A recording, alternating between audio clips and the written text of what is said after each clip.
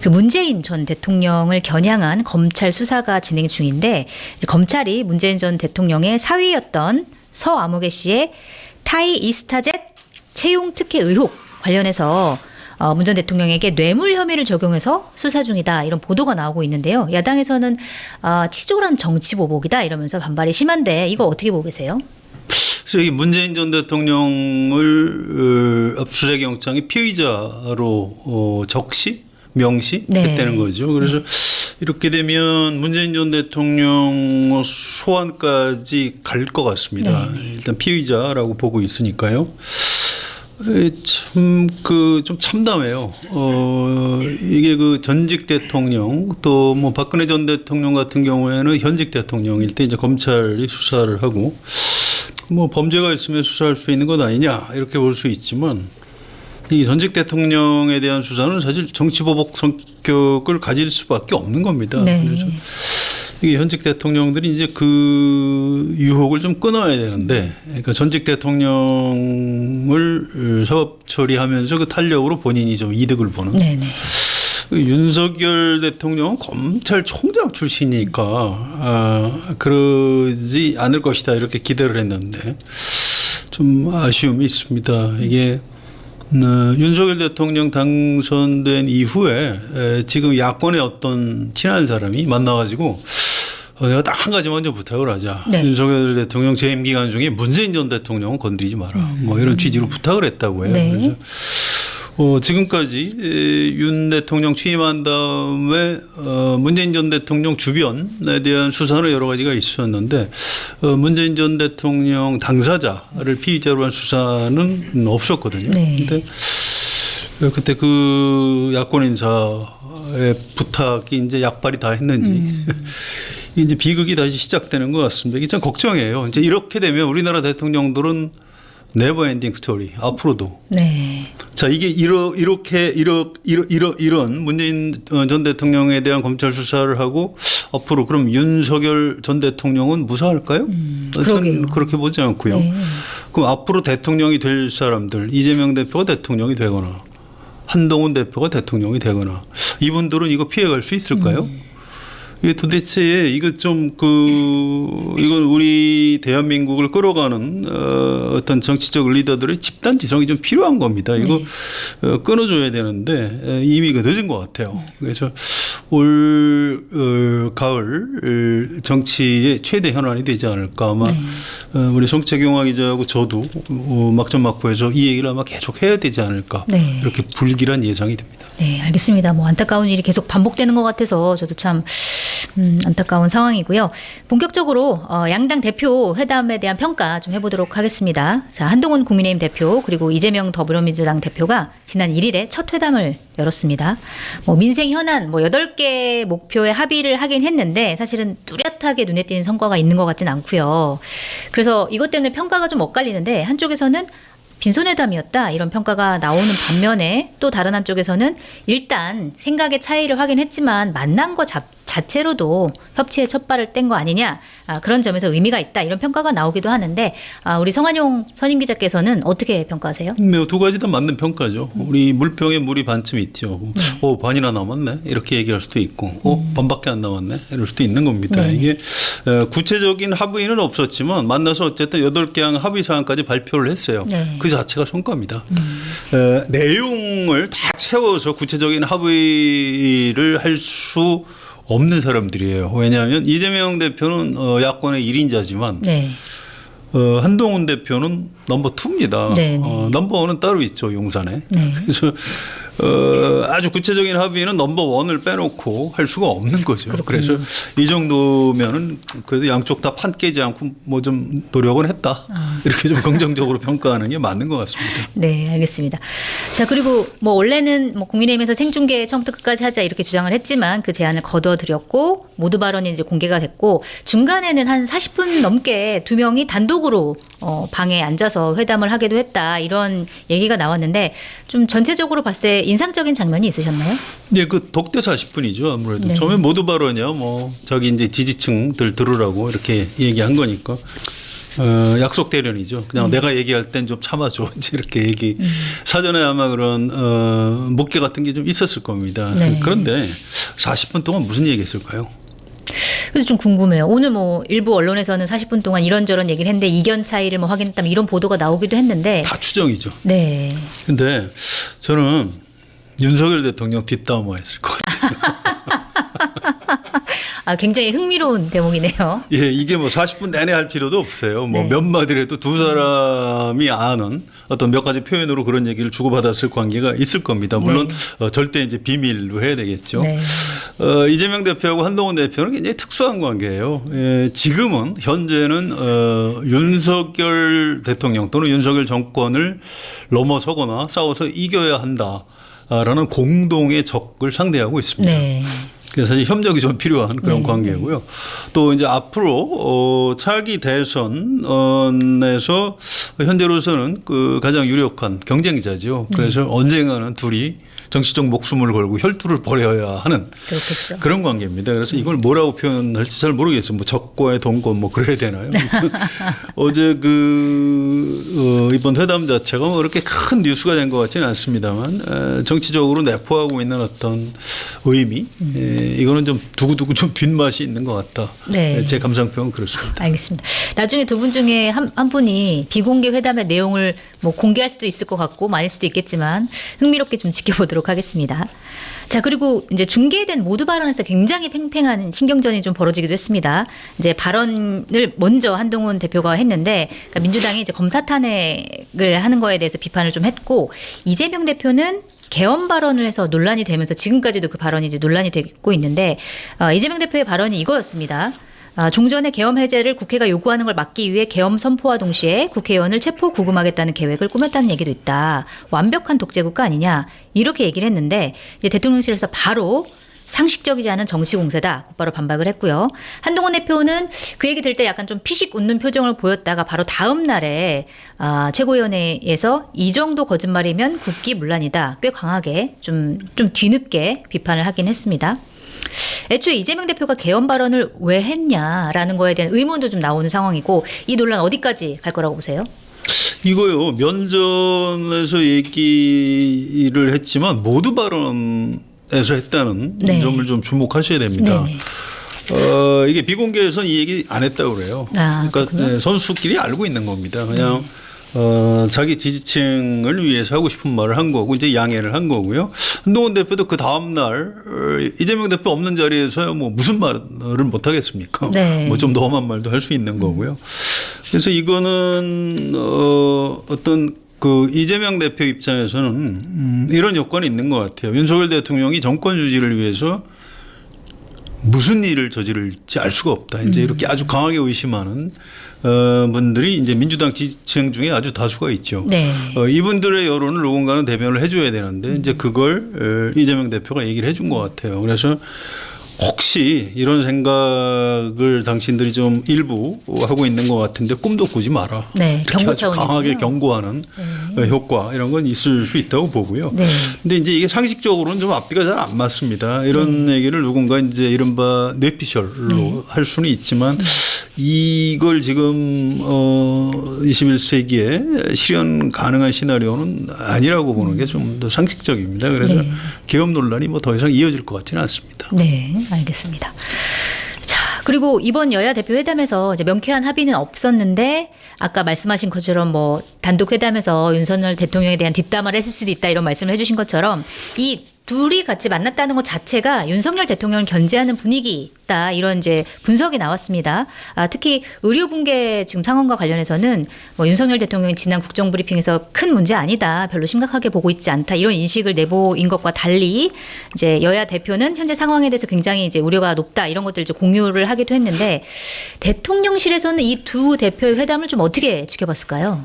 뭐 그런 부분은 이제 기분 나쁠 겁니다. 네. 내가 아무 문제 없다고 국민 앞에서 얘기를 했는데 둘이 뭐 문제가 있다 이렇게 얘기를 하니까 네.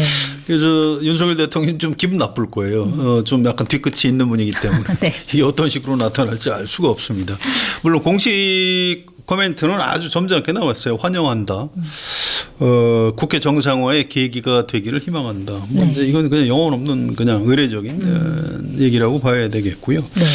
근데 윤석열 대통령의 어떤 이번 회담에 대한 어떤 그 시각 이건 조금 좀 걱정은 돼요. 이게 네. 어차피 이제 두 사람 다 굉장히 싫어하는 사람들인데 그래도 이제 굉장히 중요한 정치 회담입니다. 그러면 이제 이걸 이어받아서 그러면 좋다. 그럼 두 분이 만나는 것도 좋지만 내가 국정의 최고 책임자니까 그럼 우리 셋이 한번 보자라든가 네. 이렇게 해야 이제 그 국정을 이끌어가는 대통령으로서 어떤 그 진정성 같은 걸 보여줄 수 있는 건데 지금으로선 뭐 두 사람에 대해서 별로 기분도 안 좋은데 네. 뭐 보자고 할 것 같지가 않아요. 네. 그래서 윤석열 대통령이 이런 부분은 조금 생각을 좀 바꿔야 한다. 뭐 이런 생각이 듭니다. 지금 이번에 국회 개원식도 참석을 안 했죠. 그러면서 네. 뭐 국회가 비정상이다 뭐 이런 얘기를 하고 있는데 국회 지금 비정상인가요? 그렇지 나름대로 않아요. 좀 돌아가고 다 있는 거 하고 아닌가요? 있습니다. 상임위원회 보내. 물론 이제 내용상 윤석열 대통령 입장에서 기분 나쁜 뭐 청문회, 뭐 대통령 탄핵 청문회 이런 거 하고 뭐 대통령 부부한테 뭐 살인자 뭐 이런 전현희 의원 얘기를 했다 그러는데 전현희 의원이 무슨 국회의장인가요? 그렇지 않죠. 아니죠. 국회의원 300명 중에 뭐 무슨 얘기든 있을 수 있는 건데 그걸 가지고 이렇게 그 여당이든 야당이든 뭐 난 다 싫다 이런 태도를 보이는 거는 좀 납득하기 굉장히 어려운 것 같습니다. 네, 알겠습니다. 그러니까 일부러라도 만나서 뭐 국회에 와서 개원식에 참석하면서 이제 차담회 같은 거 여야 대표끼리 하는데 대통령이랑 그거라도 좀 했으면 좋았을 텐데 그것도 하지 않은 거에 대한 좀 안타까운 상황 말씀해 주셨던 것 같고요.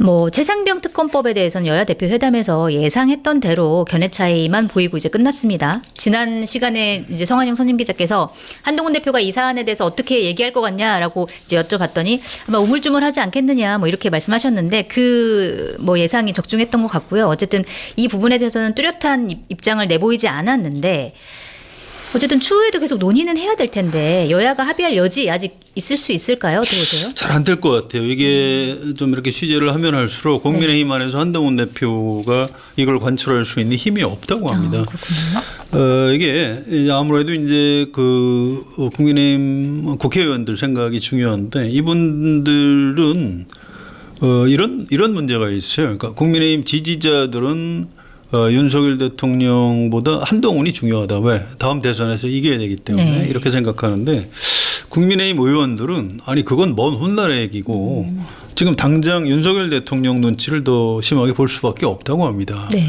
일단 대통령 힘이 있고요. 또 뭐 혹시 합니까? 검찰을 동원해서 네. 혹시 나를 다치게 할 수도 있다 이런 약간 공포감도 있고 네.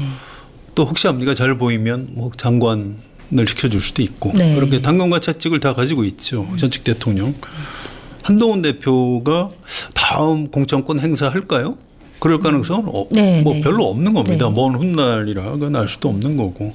그래서 국민의힘 의원들이 한동훈 대표를 별로 그 지지하지 않는다고 해요. 그렇군요. 그래서 그걸 관철시킬 수 있는 리더십이 별로 없다 이런 거고요. 이제 실제로 그 추경호 원내대표 또 김상훈 정책위 의장 이런 분들이 한동훈 대표한테 별로 그렇게 우호적인 발언을 하고 있지는 않습니다. 네. 그래서 이런 걸로 보면 이 당내에서 한동훈 대표의 리더십은 좀 많이 좀 지금 이미 상실돼 가고 있는 것 아닌가. 벌써요. 네, 이렇게 네. 보고 있습니다. 네, 알겠습니다.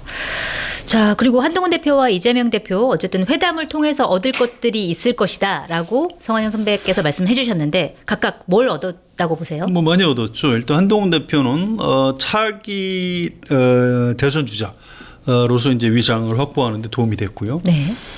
뭐 이런 거죠. 봐라, 나 이제 이재명급이다. 나 함부로 하지 마라. 나 대통령, 차기 대통령 가능하다. 이재명 대표하고 내가 회담해서 전혀 안 밀리지 않았느냐. 내가 생중계 하자고 해서 기선 제압도 하고 뭐 이렇게 자랑할 수 있는 그런 것들 축적이 됐고요. 네. 이재명 대표도 이제 뭐 영수회담을 통해서 내가 이렇게 그 정책적인 합의를 위해서 노력을 많이 했다. 그런데 봐라 이렇게 구체적인 합의를 할 수 없는 것 아니냐. 그러니까 뭐 둘이 만나도 좋고 셋이 만나도 좋은데 윤석열 대통령 나와라. 이제 이런 얘기를 할 수 있는 어떤 영수회담 명분을 좀 축적한 그런 측면이 있죠. 그래서 양쪽 다 얻은 게 좀 더 많은 회담이었던 것 같습니다. 네, 양쪽 다 얻은 게 더 많다 이런 것보다 이렇게 평가를 해주셨고요. 이번에는 지난 8월 29일에 있었던 윤석열 대통령의 국정브리핑에 대해서 좀 평가를 해봐야 될 것 같습니다. 한국갤럽이 지난달 27일에서 29일 조사한 여론조사를 보면 윤석열 대통령의 직무수행 긍정평가가 23%, 이제까지 조사한 것 중에 두 번째로 낮은 수치였고요. 그 바로 직전보다는 4%포인트 떨어진 수치였고요. 또 리얼미터가 지난달 26일에서 30일 조사한 여론조사에서도 윤석열 대통령의 지지율이 29.6%로 요거 역시 취임 이후 두 번째로 낮은 수치가 나왔습니다. 자세한 내용은 중앙선거 여론조사 심의위원회 홈페이지를 참조하시고요. 자, 그만큼 국정 브리핑에 대한 국민들의 실망이 컸다 이런 의미일 것 같은데 이 지지율 앞으로도 계속 떨어질까요? 어떻게 보세요? 이건 좀 조금 보수적으로 봐야 됩니다. 네. 왜 그러냐면 이 조사 기간이 이 두 여론조사 모두 이게 국정 브리핑에 대한 반응이 반영 되기에는 시간이 좀 짧다고 그래요. 네, 그 날이 포함되긴 했지만 네. 예, 그래서 이번 주 말에 앞으로 나올 여론조사를 좀 더 봐야 됩니다. 예, 이게 이렇게 떨어진 거는 국정 브리핑 때문이 아니고 의료 내란 의료 공개, 때문에 예, 떨어진 겁니다. 그래서 국정 브리핑 때문에 떨어졌는지는 조금 더 이번 주말까지 기다려 보셔야 될 것 같은데요. 네. 아무튼 국정 브리핑하고 기자회견 끝나고 윤석열 대통령이 참모들한테 물어봤다고 해요. 오늘 어땠냐고. 어떻게 얘기했겠습니까, 참모들이? 굉장히 잘하셨다. 아주 이렇게 잘하셨습니다. 얘기하지 않았을까요? 이렇게 얘기를 했고 본인도 이제 할 말 다 하고 네. 또 답변도 이제 시원시원하게 자신감 있게 해서 그런지 아주 그 만족스러웠던 모양이에요. 그래서 이거 좀 자주 해야 되겠다 이렇게 얘기를 했다고 해요. 그래서 아마 10월이나 11월쯤 국정 브리핑을 아마 또 하지 않을까 이렇게 예측이 됩니다. 그런데 국정 브리핑 이후에 지지율이 올라갈까요? 떨어질까요? 올라가진 않을 것 같습니다. 이게 이제 여기에 이제 그 시각이 차이가 있는 겁니다. 네. 이 국정 브리핑을 한 윤석열 대통령 당사자하고 이제 용산 대통령들은 할수록 올라간다. 네. 그런데 일반 국민은 들으면 들을수록 짜증이 난다 해서 지지율이 떨어진다 이렇게 되면 네. 결국은 못할 가능성이 있는 거죠. 그래서 이 부분은 하고 싶어도 이게 계속 할 수 있을지 좀 두고 봐야 되고요.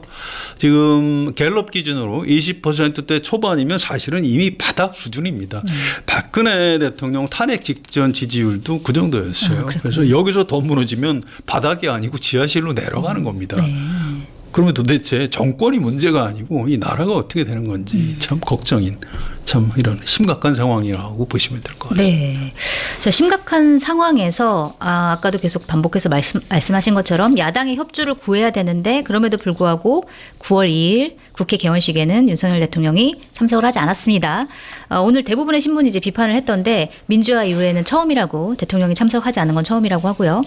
이런 방식으로 윤석열 대통령이 일방통행식으로 계속 나가면 사실 여당과의 관계도 지금도 이제 벌어져 있지만 더 벌어질 수밖에 없을 것 같은데 윤석열 대통령이 앞으로 어떻게 해야 된다고 보세요? 그 여당 말 들어야죠. 뭐 윤석열 대통령이 정치를 오래 한 사람이 아니죠. 근데 지금 여당 국회의원들은 정치를 오래 한 사람들입니다. 그래서 그분들 얘기를 들었으면 좋겠는데 지금은 말을 안 듣는다고 해요. 네. 이제 이렇게 되면 나중에 여당 안에서 아주 그 강한 목소리가 나올 수 있습니다. 대통령 탈당하시오. 탈당 요청까지. 이게 정치인들은 네. 이를테면 정권을 뺏기거나 아니면 자기 다음 국회의원이 안 된다 생각하면 무슨 일이든 할 수 있는 사람들이에요. 그래서 아직까지는 뭐 국민의힘 의원들이 대통령한테 눌려서 살고 있지만 남은 임기 동안 계속 눌려서 살 것이다. 그렇게 생각하지 않으셔야 되고요. 윤석열 대통령도 본인이 망하지 않으려면 국민의힘 의원들 말을 잘 들어야 됩니다. 네. 귀를 열어야 한다. 말씀을 꼭 드리고 싶습니다. 네. 자, 오늘 말씀 여기까지 들으려고 하는데요. 덧붙일 말씀 있으실까요? 예, 윤석열 정권은 윤석열 대통령이 중심이지만 이 정권 책임을 혼자 다질 수는 없는 거예요. 저는 오늘 그 대통령실 참모들하고 국민의힘 의원들 도 공동 책임자다 이 말씀을 꼭 드리고 싶고요. 네. 지금 대통령실이 기능 마비라고 합니다. 물론 본인들은 일을 열심히 한다고 하지만 국민의힘 사람들 만나보면 뭐 다들 뭐 정진석 실장 욕하고 홍철호 수석 욕하고 그래요. 지금 뭐 하고 있는지 모르겠다고. 대통령한테 쓴소리하는 사람이 한 명도 없는 것 같다. 네. 예, 국민의힘에서 이제 하는 얘기입니다. 근데 이렇게 되면 정권이 어느 날 갑자기 이 도로가 툭 꺼지듯 네. 갑자기 안에서 확 무너질 가능성이 있는 겁니다. 그러니까 서서히 하는 게 아니라 갑자기 무너지는 사태가 올 수도 있다는 거죠. 그렇습니다. 네. 안에 이제 피로 누적이 되면 갑자기 땅이 푹 꺼지는 거죠. 네. 그래서 이거 이제 막아야 되는데 이게 성경에 그런 말이 나와요. 소돔과 고모라를 하나님이 멸망을 시키려고 하는데 의인 10명만 있으면 내가 멸망시키지 않겠다 네. 했는데 의인 10명이 없었습니다. 결국 그래서 멸망당했죠. 그래서 10명. 뭐 그렇게 많은 숫자가 아닌데 제가 볼 때 대통령실 참모나 국민의힘 의원들 중에 아직 10명 되는지 잘 모르겠어요. 왠지 대통령실에서는 없을 것 같습니다. 거의. 뭐 아직 의인 나 의인인데 아직 커밍아웃을 안 하고 있는 분들이 있으리라고 기대를 하고요. 네, 아무튼 참모들 용산 대통령실의 참모들 또 국민의힘 의원들 중에 의인 10명이 나타나서 이 정권도 구하시고 나라도 좀 구하셨으면 좋겠다. 이 말씀을 드리겠습니다. 알겠습니다.